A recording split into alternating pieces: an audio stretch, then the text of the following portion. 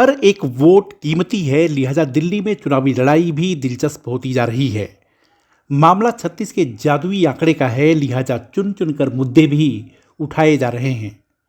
दिल्ली के दंगल में आम आदमी पार्टी को अपनी कुर्सी बचानी है तो बीजेपी को 27 साल का सूखा खत्म करना है। वहीं कांग्रेस को यह साबित करना है कि वो दिल्ली में जीरो नहीं है। दिल्ली की सियासत पर नज़र रखने वाले कहते हैं कि कांग्रेस के कोर वोट बैंक में सेंधमारी का सबसे फायदा अरविंद केजरीवाल को ही हुआ। कोर वोट बैंक मतलब झुग्गी झोपड़ी क्लस्टर में रहने वाले लोग। इस वोट बैंक को अपने पाले में बीजेपी ने लाने की कोशिश की थी, तरह तरह के प्रयोग, लेकिन ना तो शीला दीक्षित के ज़माने में फ़ायदा मिला और ना ही केजरीवाल के ज़माने में। इन सब के बीच सियासत का अस्थायी भाव शाश्वत बदलाव है और बीजेपी को यकीन हो चुका है कि दिल्ली का मिजाज बदल रहा है। जिस कोर वोट बैंक के सहारे कांग्रेस और आप सत्ता में काबिज और बने रहने में कामयाब रहे, उस परंपरा को तोड़ा जा सकता है।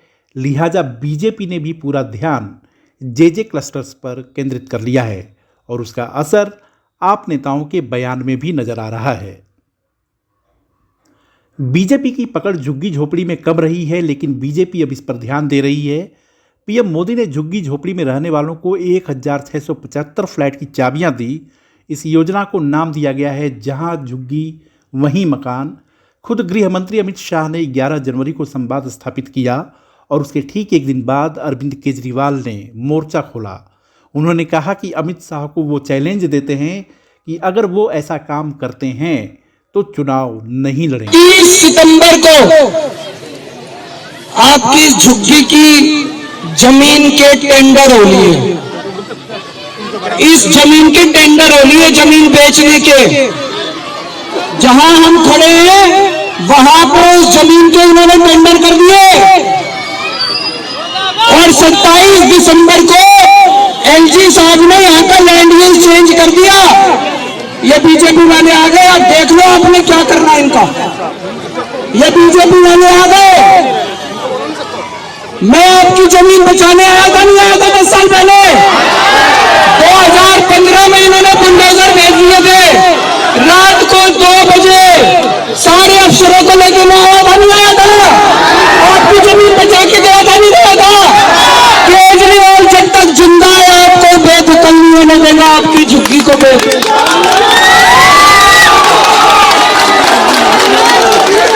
ये कह रहे हैं, आज मैंने बहुत बड़ा ऐलान करा है। आज मैंने बहुत बड़ा ऐलान करा है। मैंने कहा है, ये कह रहे हैं हमें झुग्गी वालों से प्यार है। मैंने कहा तुमने पिछले 10 साल में दिल्ली में तुगलकाबाद की झुग्गियां तोड़ दी, जंगपुरा की झुग्गियां तोड़ दी, नई दिल्ली की झुग्गियां तोड़ दी। 3 लाख लोगों को तुमने बेघर कर दिया। इनकी सारी झुग्गियां वापस बनवाओ। 3 लाख लोगों को वापस उनके घर लेके आओ जहां से झुग्गी तोड़ी थी, वहां दोबारा झुग्गी बनवाओ। केजरीवाल चुनाव नहीं लड़ेगा। मेरे को अरे भाई केजरीवाल तुम हो तो केजरीवाल है, तुम नहीं हो तो केजरीवाल कुछ नहीं है। मेरी जनता आपकी जिंदगी बचाने के लिए अगर केजरीवाल को अपने चुनाव की कुर्बानी देनी पड़े, मैं अपने चुनाव की कुर्बानी देने को तैयार हूं। अमित शाह जी करो तो सही, बड़ी बड़ी बातें ना करो, झूठ मत बोलो। आप पिछले 10 साल में जितने लोग बेघर हुए उन सारे लोगों को फंसा दो, केजरीवाल चुनाव छोड़ देगा। और अगर तुम नहीं करोगे, अगर तुम लोगों को नहीं फंसाओगे तो केजरीवाल चुनाव लड़ेगा, दोबारा मुख्यमंत्री बनेगा और इनकी ढाल के तौर पे आप लोगों को बचाने का काम करेगा। दोस्तों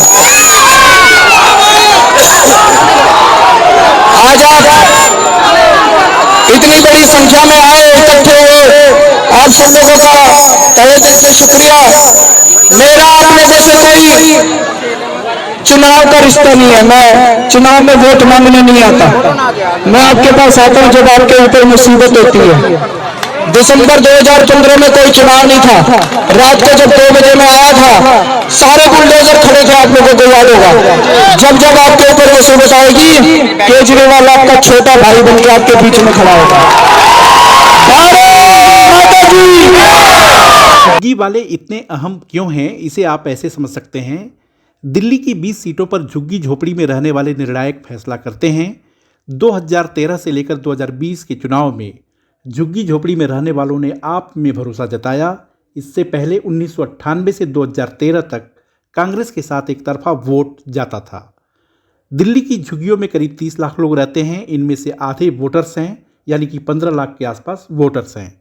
2020 के आंकड़ों को देखें तो 61% गरीबों ने जब आपको मत दिया तो केजरीवाल को 62 सीट, 2015 में जब 65% गरीबों ने मत दिया तो आपको 67 सीट मिली, जो अब तक का सर्वोत्तम रिकॉर्ड है। अगर आप दिल्ली के कुल वोटर्स को देखें तो यह संख्या करीब 1,55,00,000 है, जिसका 1/10 हिस्सा, 1/10 हिस्सा झुग्गी झोपड़ियों में रहता है। और यदि इसे आप विधानसभा में कन्वर्ट करें तो नरेला, आदर्श नगर, वजीरपुर, मॉडल टाउन, राजेंद्र नगर, संगम विहार, बदरपुर, मटियाला, किराड़ी, बाबरपुर, सीमापुरी, कोंडली, ओखला, मोती नगर, मादीपुर, शालीमार बाग, खासें, ये ऐसी सीटें हैं कि जहां पर जे क्लस्टर्स का ज़्यादा इम्पैक्ट है। दिल्ली की गद्दी का फैसला 8 फरवरी को हो जाएगा। अगर नतीजे आपके पक्ष में आए तो एक बात साफ हो जाएगी कि दिल्ली की चुनावी लड़ाई में बीजेपी और कांग्रेस को और अधिक संघर्ष करना होगा। अगर नतीजे बीजेपी के पक्ष में आए तो यह साफ हो जाएगा कि बीजेपी का सबका साथ सबका विकास का नारा काम कर गया। अगर कांग्रेस को कामयाबी मिली तो सीट संख्या के मामले में दिल्ली की राजनीति में सबसे बड़ा बदलाव यही होगा कि लड़ाई के केंद्र में 2 नहीं बल्कि 3 दल होंगे। इसके साथ ही साथ आम आदमी पार्टी को हर वक्त दोहरी मार झेलनी पड़ेगी। वीडियो को लाइक, शेयर और सब्सक्राइब करें और हाँ, कमेंट भी जरूर करें। देखते रहिए इंडिया अड्डा।